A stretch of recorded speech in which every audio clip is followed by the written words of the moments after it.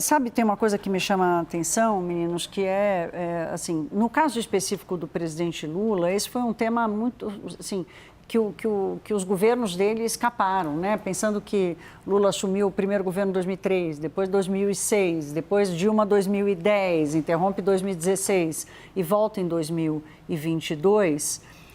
Parte do mau humor ou da rejeição das pessoas também deve passar por aí, de olhar e perceber que nesse tempo todo, né, estruturalmente, a segurança pública não foi tratada e trabalhada, tanto que o crime avançou. Vou querer ouvir vocês dois sobre isso, mas falando especificamente da forma de fazê-lo,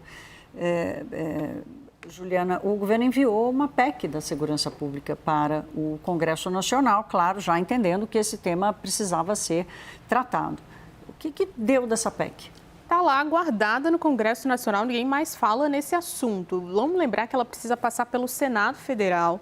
Senado, que na semana passada deu sinais negativos para o governo sobre votação de propostas de interesse, rejeitou a indicação de Jorge Messias, derrubou a dosimetria também pelo Senado, mas no movimento da Câmara. Então, a PEC da Segurança Pública está lá parada no Senado. O que dizem os integrantes ali do Senado Federal? De que não tem chance de que esse tema seja tratado neste ano, talvez em 2027, depois que passarem as eleições. Vamos lembrar que era uma bandeira de Ricardo Lewandowski quando era ministro da Justiça, numa tentativa de abrir um caminho interessante para que o governo tratasse sobre segurança pública nesse ano eleitoral, mas não foi adiante, tanto que outras pautas foram passando à frente. PL antifacção, que trata especificamente sobre as organizações criminosas, é um exemplo disso, né? Para a gente entender o que foi a aposta do governo lá atrás, mas como o governo precisou se readaptar aos assuntos ou eleger outras prioridades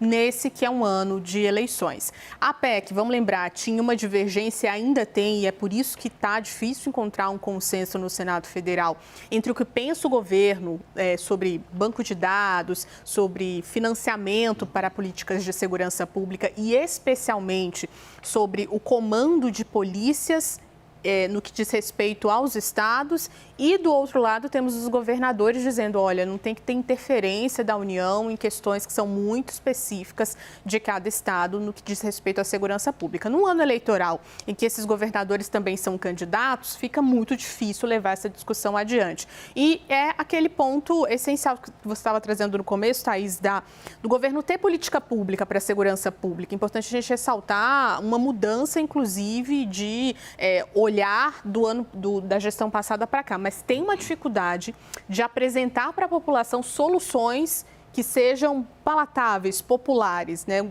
PT, historicamente, tem essa dificuldade de apresentar essas soluções, que é o que está acontecendo nesse momento, por isso está sendo tão cobrado, né?